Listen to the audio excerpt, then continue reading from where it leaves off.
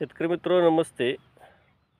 आपल्या या सिमला मिरची प्लॉटला आज बरोबर 7 दिवस पूर्ण झाले. जवळ रोपांची सेटलमेंट अवस्था एकदम व्यवस्थितरित्या सेट झालेली आहे सगळी.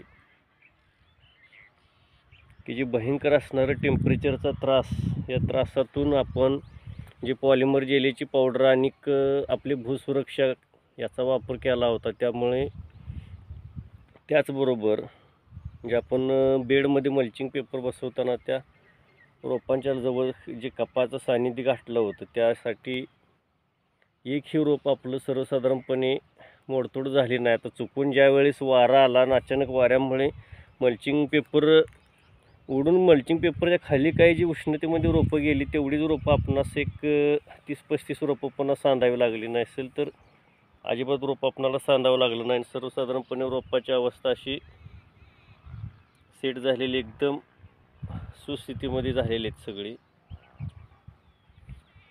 तरी कृपया जे शेतकरी बांधव भाजीपाला घेतात त्या प्रत्येक शेतकरी बांधवाने आपल्या आर डी तंत्रज्ञानाचा वापर करावा हीच विनंती.